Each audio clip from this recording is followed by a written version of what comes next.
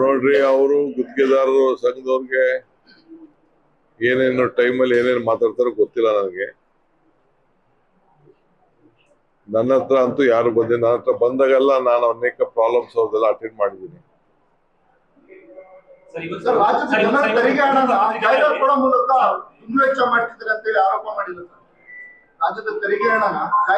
ಕೊಡೋ ಮೂಲಕ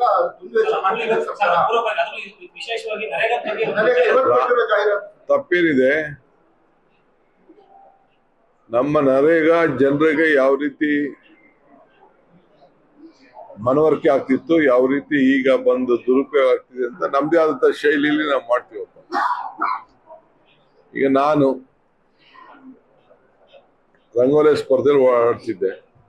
ಅಲ್ಲೆಲ್ಲ ಒಂದು ಮೂಲೆಯಲ್ಲಿ ಗಣೇಶನ್ ಇದ್ರ ಮೇಲೆ ಕಾಲಿಟ್ಬಿಟ್ಟೆ, ಒಂದು ಧ್ವಜದ ಮೇಲೆ ಕಾಲಿಟ್ಬಿಟ್ಟೆ ಅಂತ ಬಿಜೆಪಿಯವರು ದಳದವಳೆಲ್ಲ ಟ್ರೋಲ್ ಮಾಡ್ತಾರಪ್ಪ.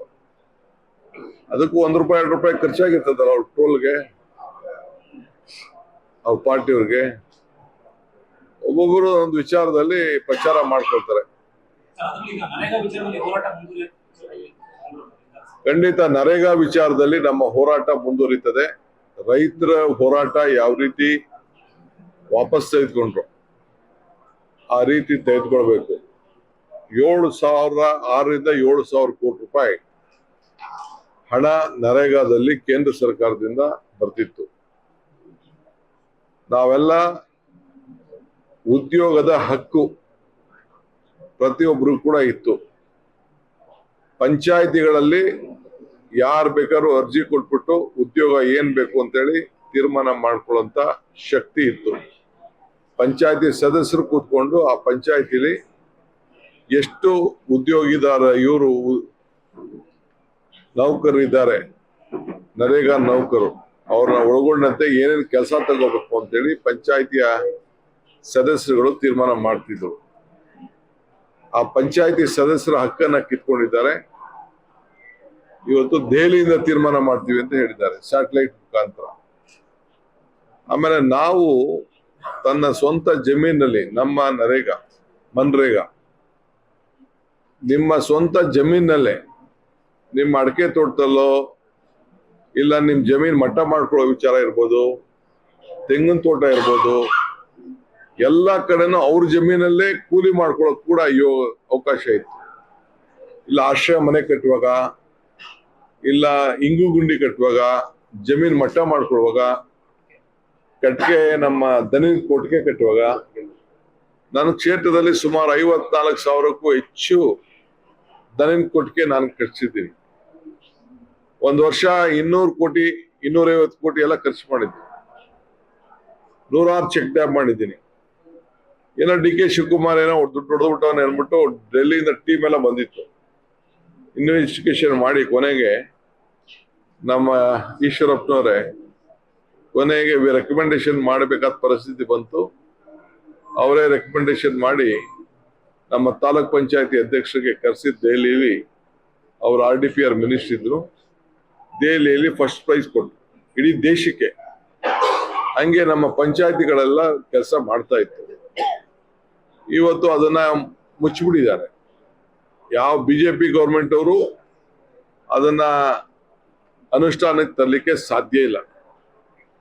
ಆ ರೀತಿ ಜೊತೆಗೆ ಮಹಾತ್ಮ ಗಾಂಧೀಜಿಯವರ ಹೆಸರನ್ನು ಕೂಡ ತೆಗೆದುಹಾಕ್ತಿದ್ದಾರೆ.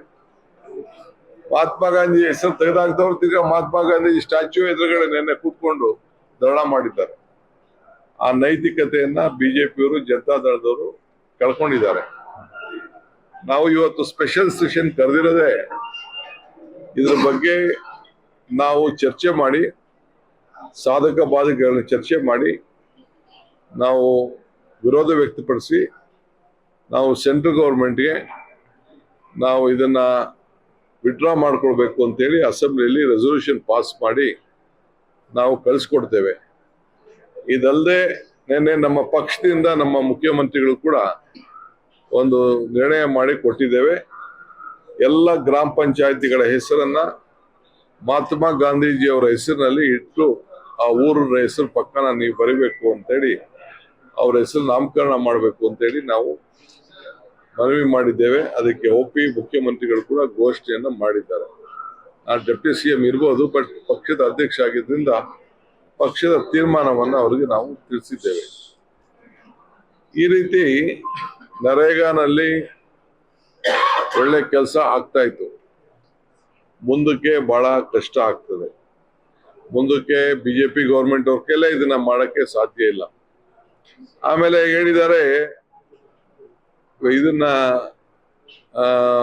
ವ್ಯವಸಾಯದ ಕಾಲದಲ್ಲಿ ನರೇಗಾ ಕೊಡುದಿಲ್ಲ ಅಂತ ಹೇಳ್ತಾ ಇದ್ದಾರೆ. ಅಂದ್ರೆ ಹೊಟ್ಟೆ ಹಸ್ದಾಗ ಕೊಡುದಿಲ್ಲ ಅಂತಂದ್ರೆ ಇದು ಹೆಂಗೆ ಅಂತಂದ್ರೆ ಯಾವಾಗ ಆಗ್ಲಿ 365 ದಿನನೂ ಕೂಡ ಕೊಡ್ಲಿಕ್ಕೆ 100 ದಿನ ಕೊಡ್ಲಿಕ್ಕೆ ಅವಕಾಶ ಇತ್ತು.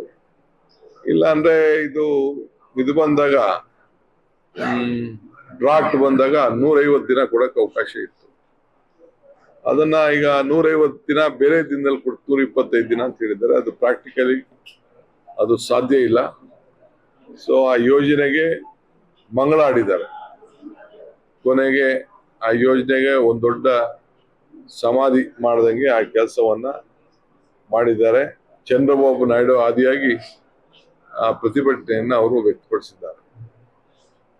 ಸರ್, ಈಗ ಬರೋ ದಿನಗಳು ಬೇಸಿಗೆ ಸರ್, ಇವಾಗ ಪರಿಣಾಮಗಳು ಶೀಘ್ರದಲ್ಲೇ ಕಾಣುತ್ತೆ. ಉದ್ಯೋಗ ಖಾತ್ರಿ ಕೆಲಸ ಕಡಿತಗೊಳಿಸುವುದು, ಅದು ಬೇರೆ ಬೇರೆ ರಿಪರ್ಕೇಷನ್ಸ್ 2-3 ತಿಂಗಳಲ್ಲಿ ಎಫೆಕ್ಟ್ ಕಾಣುತ್ತೆ. ಇಂಥ ಸಂದರ್ಭದಲ್ಲಿ ರಾಜ್ಯ ಸರ್ಕಾರ ಭರವಸೆ ಇದೆ.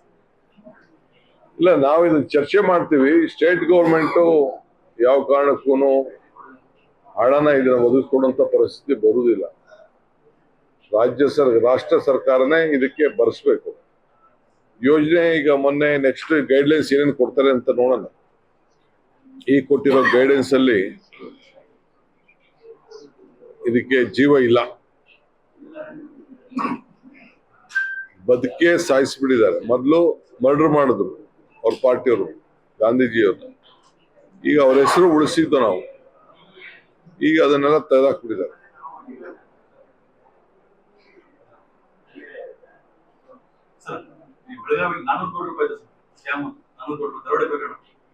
ಇಲ್ಲಿ ನ್ಯೂಸ್ ಫಸ್ಟ್ ನಿರ್ಭೀತಿಯಿಂದ ನಿಮ್ಮ ಪರವಾಗಿ.